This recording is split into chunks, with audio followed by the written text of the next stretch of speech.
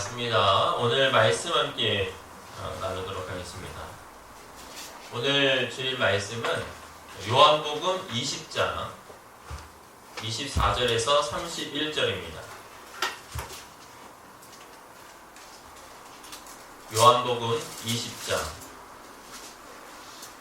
24절에서 31절까지 우리 함께 읽고 말씀 나누도록 하겠습니다.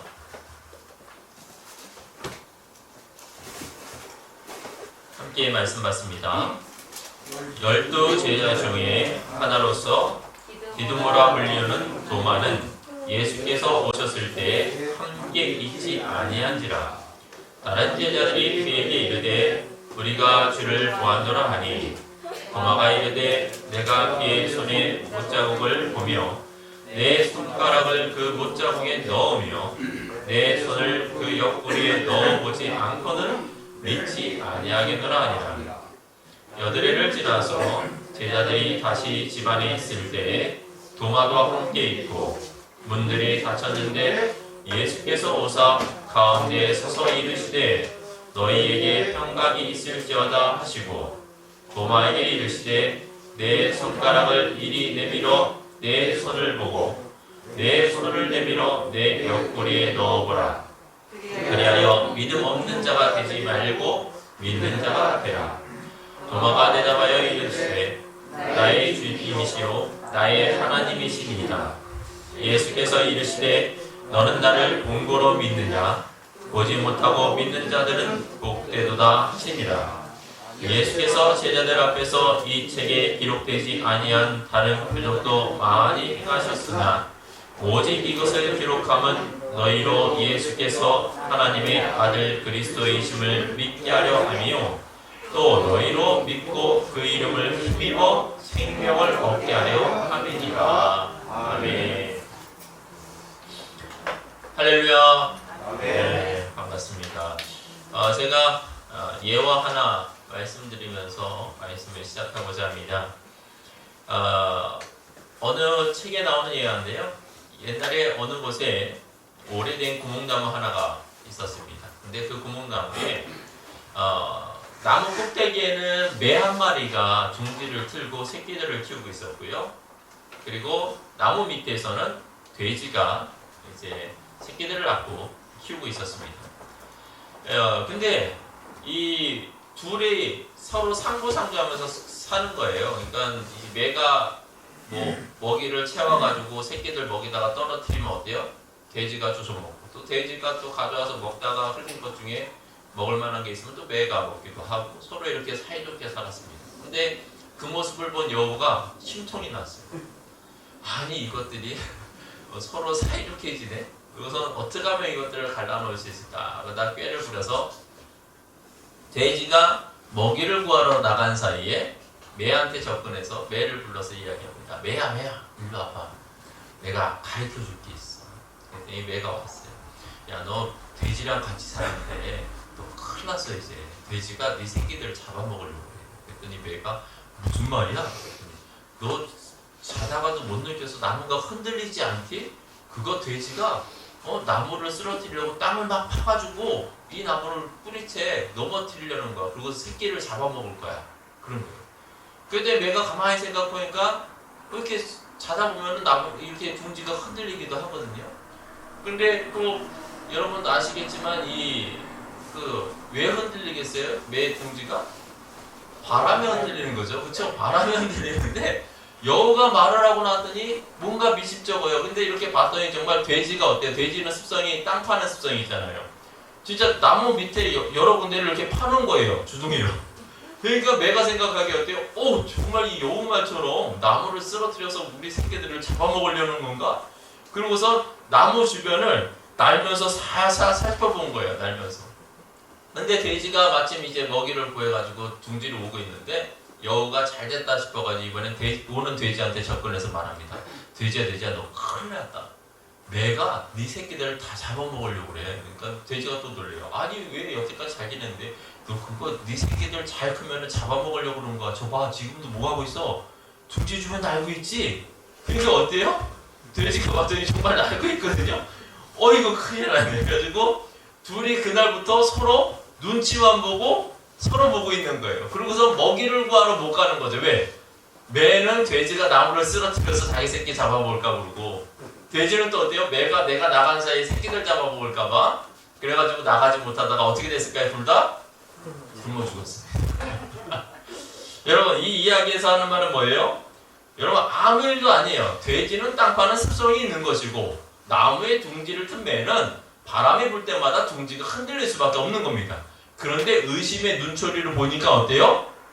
이게 다 의심스러운 일로 보이더라는 거죠. 여러분, 의심이라는 것은요, 나쁜 것은 아니에요. 의심에는요, 긍정적인 측면과 부정적인 측면이 있습니다.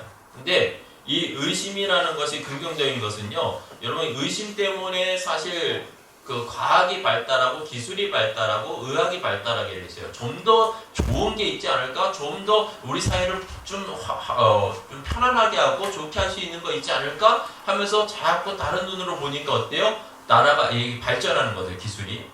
그런데 부정적인 측면이 또 있다는 거죠. 의심의 부정적인 측면은 뭐예요? 오해하게 만들고 다투게 만들고 갈등하게 만든다는 것이죠. 이런 것이 오해의 또한 특징이에요.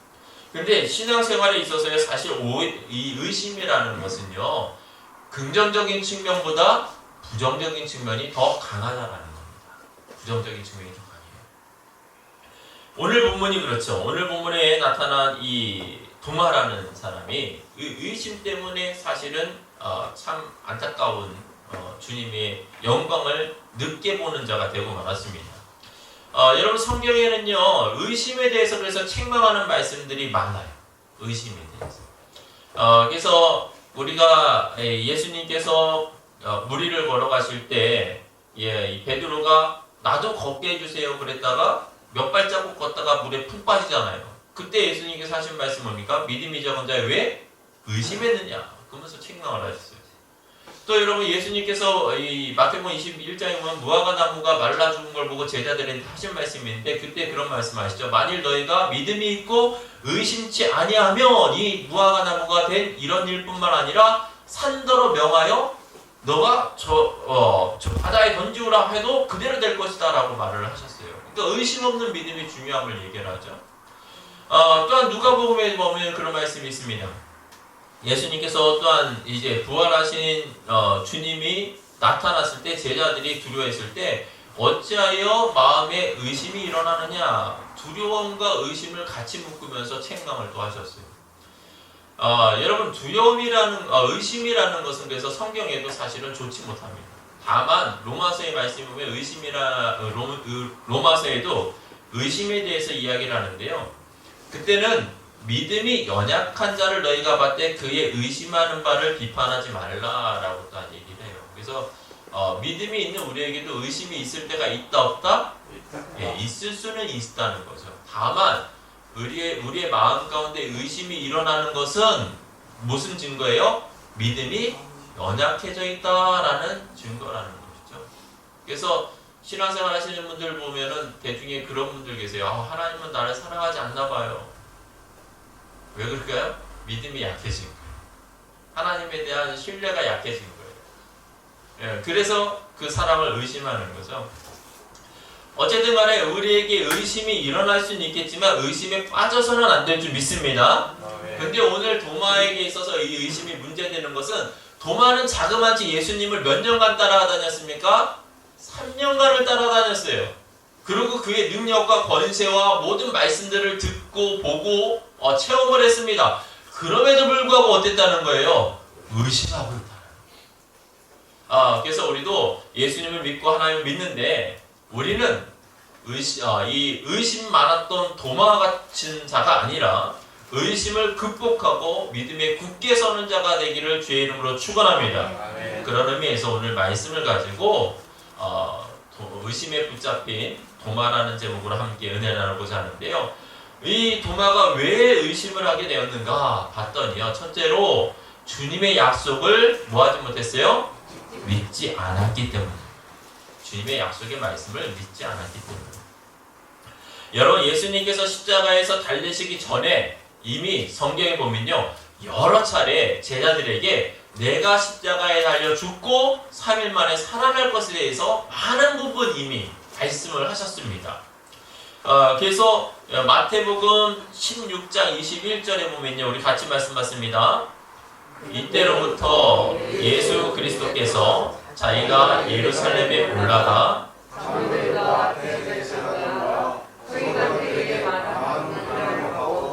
죽임을 당하고 제3일에 살아나야 할 것을 제자들에게 비로소 가르치시니라. 아멘. 여러분, 예수님께서 그때부터 이 자신의 죽음과 부활에 대해서 이야기를 하셨습니다. 그리고 마태복음 17장에서도요, 변화산 사건의 능력을 보이신 이후에 예수님께서 제자들에게 또 말합니다. 내가 죽임을 당하고 제3일에는 다시 살아날 거야. 근데 그때 제자들은 어떻게 하냐면요, 또 근심했다고 그랬어요. 그 말을 듣고. 그리고 또 마태복음 20장에 보면요, 천국에 대한 비유를 말씀하시면서 또다시 그때도 또 어떻게 하냐면 자신이 죽고 십자가에 내어 달린 이후에 3일 만에 다시 살아날 거야 라고 또 언급하시면서 얘기를 하셨어요. 이렇게 성경에서 수없이 제자들에게 자신의 죽으심과 부활에 대해서 계속해서 얘기했지만, 그런데 제자들의 반응은 어땠어요? 그때마다 부정적이었어요. 특히 도마는요, 그 말에 대해서 아마 믿지 않았던 것 같아요. 에이, 그냥 하는 소리겠지. 어떻게 사람이 죽었다 또 살아나? 그렇게 생각한 것 같아요. 그러니까 어떻습니까? 예수님께서 십자가에 죽으셨을 때, 예수님은 이제 죽으셨어, 단정을 짓고 예수님의 부활에 대해서 전혀 생각지 않았던 것입니다. 여러분, 그러나 성경의 모든 말씀은 하나님의 약속의 말씀임을 믿으시기를 축원합니다. 성경은요, 그냥 우리에게 주어진 책이 아니에요. 어쩌다가 어떤 사람들이 이야기한 책이 아니라 이미 하나님께서 예비해 두신 많은 약속들을 선지자와 많은 사람들을 통해서 우리에게 전달해 준 것이 성경이라는 것이죠. 그래서 성경은요, 1.1획도 사라진다, 안 사라진다? 안 사라진다는 거예요. 변함이 없다는 것. 그것을 강조하고 있어요. 그럼에도 불구하고 우리가 의심하는 이유는 뭘까요? 사실 우리가 죄를 지은 다음부터 의심이 생기기 시작했습니다. 그래서 에덴 동산의 아담과 하와가 이 뱀한테 속아서 선악과를 따먹을 때부터 사실은 의심이 들어온 거예요. 여러분, 사단은요, 우리에게 끊임없이 하나님을 의심하게 만듭니다. 근데 하나님은요, 끊임없이 우리에게 믿음의 확신 가운데 거하라고 합니다. 그래서 여러분이 사단의 속삭임에 계속 귀를 기울이면 어떨까요? 믿음이 계속 흔들리는 거예요. 그래서 의심하게 돼요. 그래서 그 아담과 하와가 선악과를 먹을 때도 그러잖아요. 여러분, 사단이요, 하나님 말씀을 가지고 접근을 했습니다. 여러분 잘 보시면요, 그게 참 요즘에도 세상도 많은 이단들이요, 성경을 가지고 접근하는 거랑 똑같은 일이에요. 사단이 다 와가지고 하는 말이 뭡니까? 하와에게, 야, 하나님이 동산의 모든 실과를 먹지 말라고 하느냐? 여러분, 두 가지는 똑같아요. 동산에 있는 것 중에 먹지 말아야 될 것이 있어요. 그렇죠? 하나님께서 먹지 말아라 한 게 있어요. 뭐만 먹지 말아라? 선악과를 먹지 말라고 그랬어요. 근데 사단은 뭘 빼고 뭘 집어넣은 거예요? 선악과라는 건 빼고 모든이라는 걸 딱 집어넣은 거예요.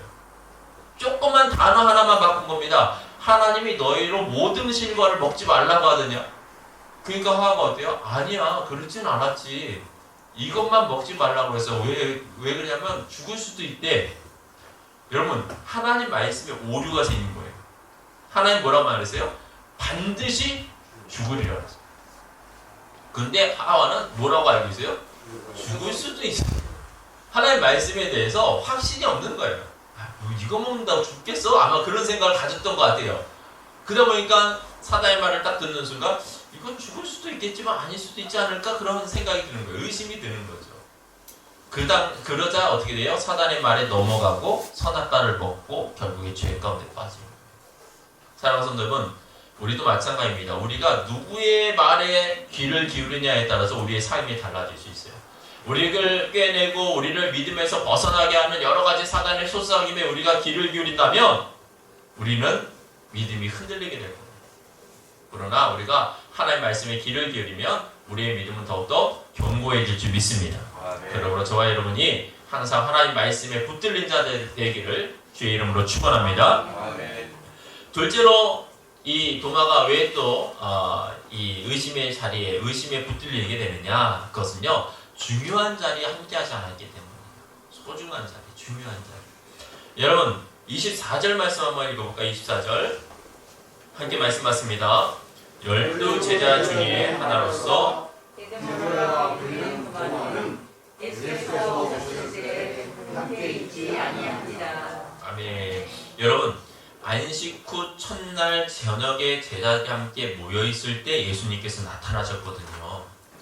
근데 이 제자들이 그때 부활하신 주님의 모습을 보게 되고 경험하게 되는데 그 자리에 누가 없었다? 도마는 없었다는 거예요. 이게 문제거든요.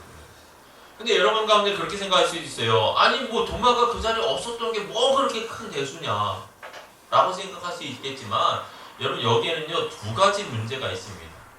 첫째는 뭐냐면 앞서 말씀드렸듯이 도마는 예수님의 말씀에 대해서 귀를 기울였다 안 기울였다?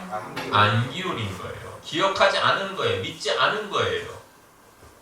그걸 어떻게 알 수 있느냐? 다른 제자들은 예수님이 죽으신 이후에 안식 후 첫날이면요 3일째 되는 날이거든요. 그때 모여 있었어요. 여러분 왜 모였을까요? 아마 두 가지로 모였을 거예요. 하나는 서로 위로하기 위해서일 겁니다. 그렇죠? 주님께서 십자가에 죽으신 그 큰 충격 앞에 서로 슬픔에 잠겨있는 제자들이 서로 위로하기 위해서 모였을 가능성이 하나 있고요. 또 하나의 가능성은 뭐예요? 예수님 말씀을 기억했던 제자들이 있었을 거예요. 제자들 중에 근데 예수님께서 3일 만에 살아나신다고 그랬는데 정말 그러실까? 그런 마음이 어때요? 서로 함께 모여 있었을 수도 있는 거예요. 그런데 모여 있던 제자들에게는 어떻게 된 거예요? 그래서 주님이 나타나셔서 보게 된 거죠. 근데 도마는 없었던 거예요. 믿지 않은 거예요. 그 말씀. 또 하나의 문제가 있습니다. 그건 뭐냐면요. 예수님의 부활하심을 증거했음에도 불구하고 믿지 않는 거예요. 여러분 공간복에 보면요. 막달라 마리아에게 예수님께서 처음으로 보이시거든요. 그래서 뭐라고 그러냐면 이 마리아에게 내가 이미 부활한 것에 대해서 제자들에게 이야기하라라고 합니다. 내가 아버지께로 이제 갈 건데 내가 부활했음에 대해서 이 사실에 대해서 제자들에게 알리라. 다른 형제들에게 알려라라고 해요. 그렇다면 이 막달라 마리아가 전했을까요? 안 전했을까요? 그쵸. 전한 거예요. 그러니까 어때요? 제자들은 모인 거예요. 그 말을 듣고 부활하셨어? 야 정말 부활하셨어? 하고서 모여서 부활하신 주님을 목격한 거예요. 그렇다면 도마도 그 말을 들었을까요? 못 들었을까요? 나타나지 않았지만 들었을 확률이 더 큽니다. 그쵸? 막달라 마리아가 한두 사람에게 전한 게 아니라 예수님의 12제자는 극히 한정도얘기잖아요. 그러니까 분명히 12명에게 전했을 거라는 거죠. 그런데 도마는 어떻게 했을 거예요? 어떻게 한 거예요? 듣고도 믿지 않은 거예요.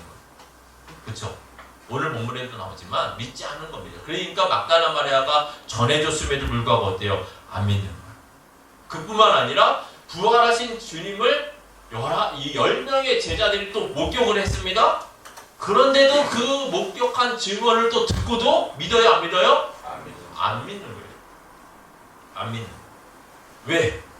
그 부활하신 주님을 만나는 그 중요한 자리, 소중한 자리에 누가 없었기 때문에 도마가 없었기 때문에 더 믿을 수가 없었던 거예요. 사랑하는 여러분, 우리에게도 은혜의 자리가 있습니다. 그 은혜의 자리는 뭘까요? 이 예배의 시간임을 믿으시길 축원합니다. 여러분, 이 예배는요 하나님의 은혜를 누릴 수 있는 시간이에요. 그러나 다만 매 시간마다 우리가 은혜를 다 누릴 수 있을까요? 그러지 못할 수도 있을 거예요. 목회자가 열심히 설교를 준비하고 말씀을 준비해서 여러분에게 전하지만 때로 여러분이 어떨 때는 몸이 지치기도 하고 때로는 어떤 생각, 기분, 근심이 있거나 그러면요 말씀이 귀에 와닿지도 않고 들리지도 않아요. 그럼 은혜를 받을 수 없는 거예요. 그러다가 어느 날은 갑자기 말씀이 딱 귀에 들리면서 이런 뜻이었어. 이런 말씀이구나 하면서 깨달아질 때가, 은혜를 받을 때가 있어요. 또. 근데 그때를 내가 알아요? 몰라요? 문제는 몰라요. 오늘이 내가 은혜 받을 만한 날일 수도 있는데 이 오늘 우리가 중요하게 생각하지 않아서 이 자리에 함께하지 않는다면 은혜를 받을 수 있어요? 없어요? 없는 거예요. 여러분 저는 영상설교에 대해서 그렇게 좀 긍정적인 생각은 갖고 있지 않습니다. 왜냐하면 현장 예배 속에서 느껴지는 것과 영상으로 보는 것과는요 차이가 있어요. 제가 여러분 카톡에 지난주 설교를 이번 주에 주일날 올려드리고 있지 않습니까? 근데 여러분이 주일날 들은 설교랑 여러분들 중에 그 카톡으로도 보신 분이 계실지 모르겠지만 보시는 것과 어때요? 차이가 있다라는 거죠. 들을 때 아무래도 좀 느슨한 마음으로 듣게 되고 그냥 틀어놓고 다른 일을 할 수도 있는 것이고 그래요. 그러나 이 시간은 어때요? 목회자와 눈을 마주치면서 목회자가 직접 열정적으로 전하는 그 목소리를 들으면서 어때요? 마음이 같이 동화가 되고 그러면서 더 귀에 들려오게 된다는 거죠. 그래서 여러분 우리가 내가 매 시간마다 은혜를 받을 수 없다라는 건요. 다른 말로 하면요. 은혜가 언제 임할지는 모른다라는 뜻도 되는 거예요. 그래서 예배를 더 소중하게 생각하고 시간 우리가 사모함으로 나오는 자세가 있어야 된다는 것이죠. 그래서 여러분 예배를 빼먹는 것은요 단순히 예배만 빼먹는 게 아니에요. 엄밀히 말하면 여러분이 받을 은혜를 사단이 가로채고 있는 겁니다. 그런데 우리가 그것을 못 깨닫는 거죠.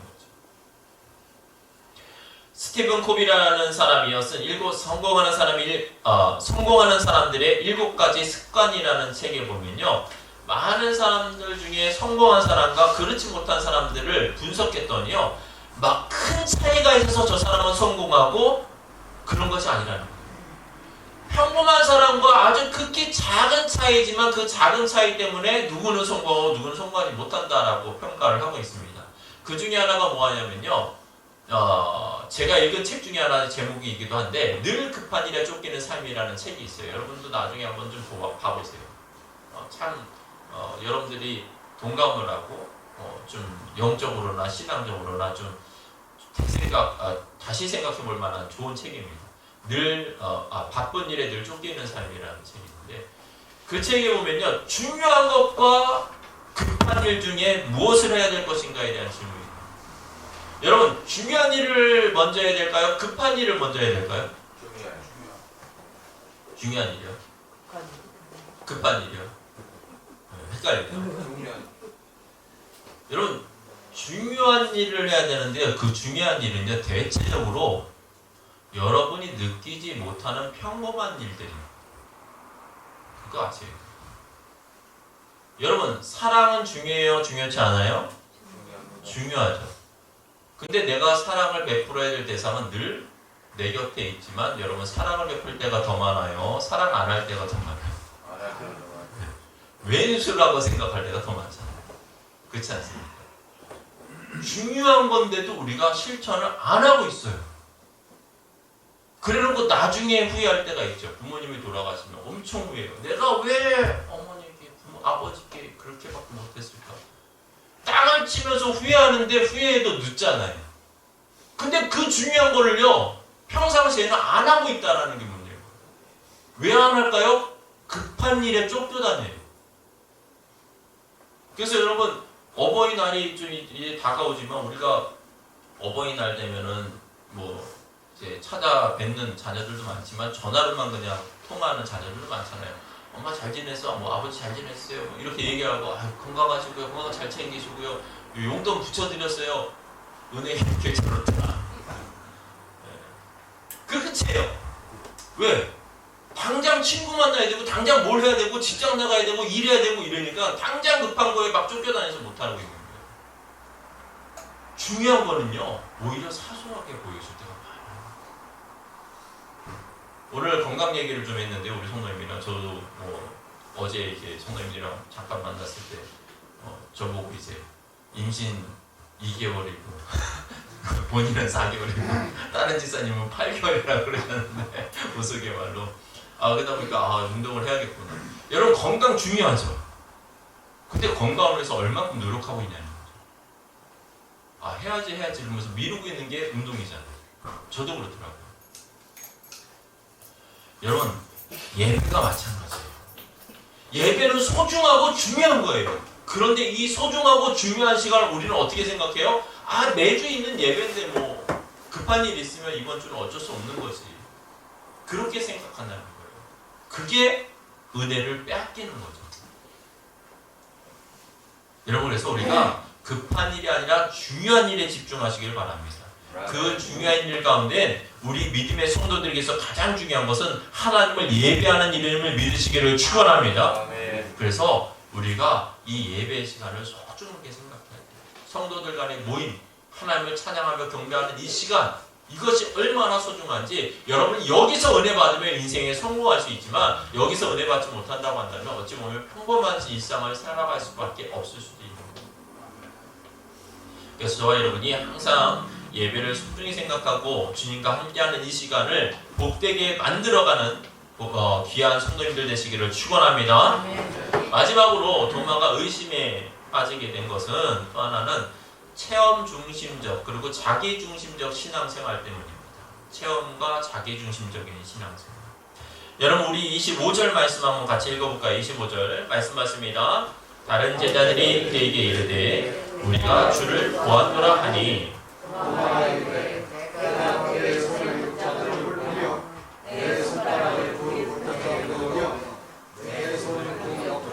보지 않고는 믿지 아니하겠노라 하니라. 아멘. 여러분 도마는요 매우 현실적이고 또한 이성적이고 또한 체험 중심적인 사람입니다. 아까도 말씀드렸지만 사실 믿음이 연약한 자를 너희가 봤되 그 의심하는 바를 비판하지 말라라는 말씀이 로마서에 있어요. 그러니까 의심하는 사람을 비판하지는 말아야 됩니다. 그런데 도마가 의심한 거에 대해서는 주님께서 책망을 하신 거예요.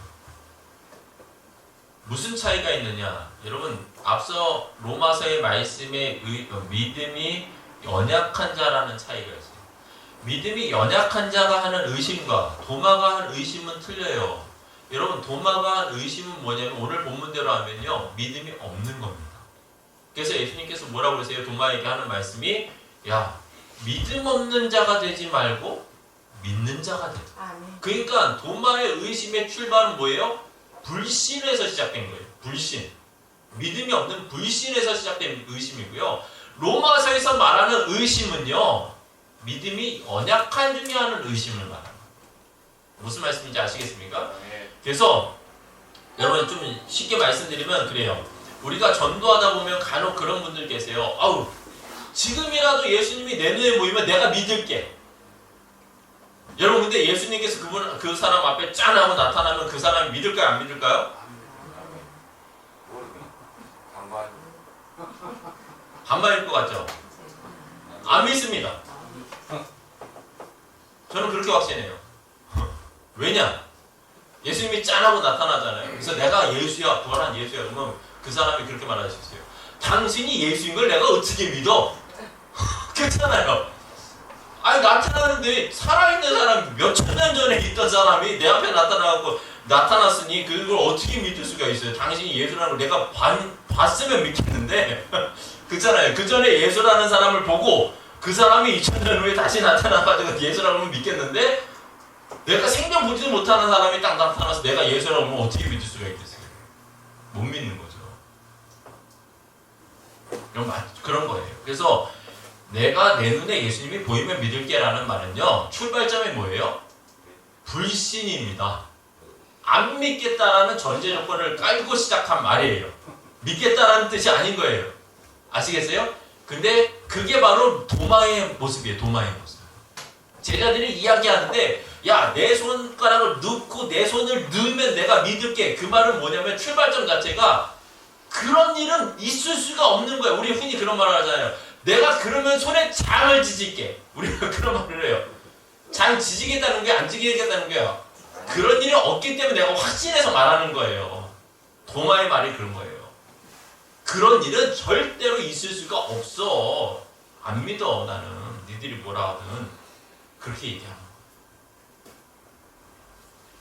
여러분 그래서 제자들이 그렇게 말을 해도 도마는 믿지 않는 거예요.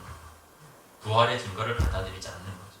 그래서 예수님께서 나타나셔서 하신 말씀이 27절이에요. 같이 말씀 받습니다. 도마에게 이르시되 내 손가락을 이리 내밀어 내 손을 보고 내 손을 내밀어 내 옆구리에 넣어보라. 그리하여 믿음 없는 자가 되지 말고 믿는 자가 되라. 아멘.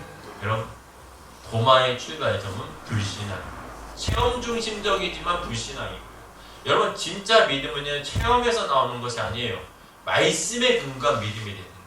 말씀에 근거. 여러분 많은 이단들이 있지만 통일교의 이제 뭐 세상을 떠나셨지만 그 문선명 씨 있죠? 예, 그 통일교 교주 그분이 자칭 하나님이에요. 그 문선명 씨에 대해서 통일교에서는 아버지라고 말해요. 아버지라고 하는데 그 문선명 씨가 왜 그렇게 빠졌는지 아세요? 그분이 치유 은사 받고 나서 그렇게 빠진 겁니다. 원래 기독교인이었어요. 근데 누구를 위해서 기도해 주니까 병이 나왔어요. 저래도 놀라는 거예요. 야! 그래서 아픈 사람을 위해서 기도해 주면 또 낫고 또 낫고 이런 일이 벌어지니까 뭐가 된 거예요 나중에는? 내가 하나님이야. 체험 중심적인 신앙이요 그렇게 위험할 수가 있는 거예요. 체험이 중요한 게 아니라 그래서 말씀에 근거한 믿음이 중요한 겁니다. 여러분 사람의 오감은요 믿을 게 못 됩니다. 이 오감이라는 것은요 굉장히 쉽게 말하면 신뢰성이 어려워요. 신뢰하기가. 그래서 우리가 오감 중에 청각이 있잖아요. 청각. 소리를 듣지 않습니까? 근데 우리가 듣는 소리가 듣지 못하는 소리가 또 있어요. 듣지 못하는 소리. 과학자들이 한 말이에요. 제 말이 아니고요. 여러분 지구에서 소리가 날까요? 안 날까요? 지구가 도는데요. 소리가 난대요. 과학자들이 하는 말. 근데 그 소리를 우리가 만약에 듣는다고 한다면 우리는 제대로 못 산다는 거예요. 24시간 막 웅웅웅 소리가 막 들릴 거라는 거죠. 이게 돌면서 나는 소리가. 근데 이 소리가 주파수가 있어요. 사람이 들을 수 있는 주파수가 있는데 그 주파수를 넘어가는 거예요. 그러니까 들려요? 안 들려요? 안 들려요. 소리가 없는 거예요. 지구가 도는 소리가 없다라고 우리는 여겨요. 근데 지구로 도는 소리가 있어요. 여러분 돌고래끼리 대화를 해요. 들을 수 있을까 없을까요? 못 들어요. 간혹 걔네들이 소리 지르는 소리는 있는데 초음파로 이렇게 쟤들끼리 주고받기 때문에 우리는 못 듣는 거예요. 넘어선 거예요. 우리가 못 듣는 거예요. 여러분 우리가 맛을 보지 않습니까? 이 맛보는 것도요 굉장히 오류가 있어요. 여러분 한번 집에 가서 시험을 해보세요. 이 실험을 하는데요. 딸기 아이스크림, 초코 아이스크림, 바닐라 아이스크림을 놓고요. 사람들에게 먹였어요. 그랬더니요. 눈 감고 이렇게 눈 가리고 먹였더니요. 맛을 기가 막히게 맞췄어요. 근데 실험을 하는데 두 번째로 실험할 때는요. 코를 다 막고 냄새를 못 맡게 하고서 먹였어요. 맞췄을까요? 못 맞췄을까요? 못 맞췄어요. 왜냐면 혀에서 느낄 수 있는 것은요. 맛이 5가지인가요? 민지성이 5가지인가? 네, 5가지밖에 없어요. 신맛, 짠맛, 쓴맛, 단맛, 뭐 이렇게 뭐 해가지고 5가지 맛밖에 없어요. 매운맛도 없어요, 여러분. 매운맛은 맛이 아니고요. 뭐냐면 고통이래요. 통증. 혀가 느끼는 통증이 매운맛이에요. 5가지 맛밖에 모르기 때문에 나머지 맛은 무엇을 통해서 느끼냐면 냄새를 통해서 같이 느끼는 거예요. 근데 냄새를 꽉 맡고 못 맡게 하고 이 아이스크림을 먹으니까 다 무슨 맛이에요? 단맛밖에 없는 거예요. 그러니까 딸기 아이스크림을 먹고도 이게 바닐라인가 초코인가 헷갈리는 거예요. 못 맞추는 거예요. 여러분 사람은요 이처럼 다 착각이 있습니다. 이게 우리가 오감, 보는 거, 맛보는 거, 만지는 걸로 우리는 믿겠다라고 말하면요 우리는 오히려 믿음이 없는 자가 될 수 있어요. 예, 제주도에 보면 우리 제주도 사실 우리 고재난 선생님 잘 아시겠지만 도깨비도로 있죠. 왜 도깨비도로라고 불러요? 우리가 딱 보면요 오르막길이에요. 오르막길인데요 공을 딱 놓잖아요. 공이 어떻게 해야 되면 오르막길로 올라가요. 너무 신기한 거예요. 저도 제주도 한번 갔을 때 봤는데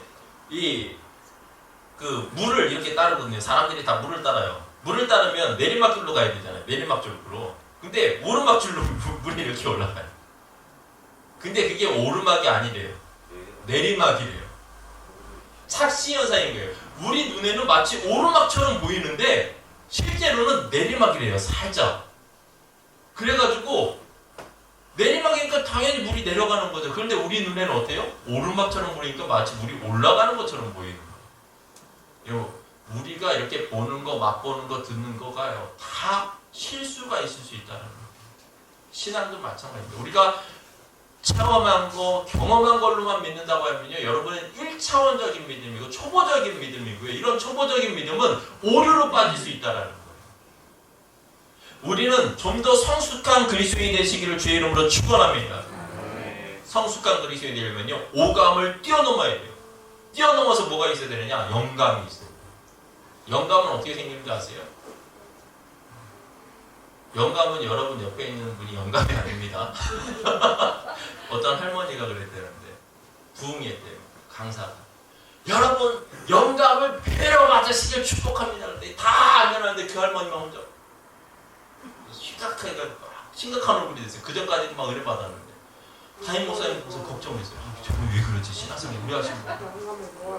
가가지고는, 아니 할머니, 신앙가 이제 막 하신 분인데 근심에 빠져있어요. 할머니 왜 이렇게 근심에 빠져있어요? 부흥에도 하고 은혜도 받아야 되고. 아휴, 지금 있는 영감도 속을 새기는데 영감이 두 개가 되면 어떻게 하겠어요? 그 영감이 아니에요. 제가 말하는 영감은. 네, 이 영감은 뭐예요? 성령을 통해서 받는 영적인 감각을 말하는 거예요. 영적인 감각. 우리가 촉각이나 이런 걸로 하나님을 있는 게 아니라 영적인 감각, 성령을 통해서 하나님과 교제하면서 그것을 통해서 믿음이 성장해야 되는 것이지 체험으로 가서는 안 된다는 거예요. 그래서 여러분, 여러분이 믿음의 삶을 살아가실 때 성경을 통해서, 말씀을 통해서 은혜를 받고 또 그것을 통해서 성령의 조명을 통해서 영감이 뛰어나게 되어서 정말 성령 충만한 믿음의 그리스도인이 되시기를 주의 이름으로 축원합니다. 아멘. 말씀 읽겠습니다. 여러분, 우리가 주님이 원하시는 믿음은요, 1차원적인 믿음이 아니에요. 의심하는 믿음이 아닙니다. 여러분, 주님이 원하시는 믿음 뭐예요? 결론적으로 말하자면 오늘 본문의 30절과 오늘 본문의 29절입니다. 29절 같이 말씀 받습니다. 예수께서 이르시되 너는 나를 본거로 믿느냐? 보지 못하고 믿는 자들은 복되도다 하시니라. 아멘. 믿으시길 축원합니다. 그래서 우리가 정말 주님이 원하시는 성숙한 그리스도인, 복된 그리스도인이 되려면요, 의심에 빠지는 자가 아니라 굳건한 믿음 위에 있어야 됩니다. 그러려면 주님의 약속의 말씀인 성경을 굳게 붙들어야 돼요. 그리고 두 번째로 여러분이 중요한 것이 무엇인지를 깨달을 때 예배의 중요성을 잘 인식해야 됩니다. 그리고 세 번째로 체험 중심적인 어떤 신앙이 아니라 정말 성숙한 그리스도인, 성령의 충만한 그리스도인이 되시기를 축원합니다. 그럴 때 우리가 의심을 극복하고 굳센 믿음의 사람이 될 줄 믿습니다. 기도하겠습니다. 하나님 아버지, 오늘 말씀을 통해서 우리가 초보적인 믿음에서 탈피하여 더 성숙하고 존귀한 믿음의 사람이 되는 길을 보여주시니 감사합니다. 우리가 이제는 그 어떤 증거가 아닌 성경의 말씀을 통해서 믿음을 갖는 자 되게 하여 주시옵소서. 그리고 하나님을 예배하는 것을 가장 중요하게 인식하고 참된 예배자가 되게 하여 주시옵소서. 더 나아가 성령 충만함으로써 영감이 뛰어난 자, 더 높은 차원의 믿음의 성숙함을 갖는 자 되게 하여 주시옵소서. 그래서 이로써 주님께서 기뻐하시는 믿음의 사람이라는 증거가 있는 복된 교회, 복된 성도들 다 되기를 주의 이름으로 축복하며 기도합니다. 아멘.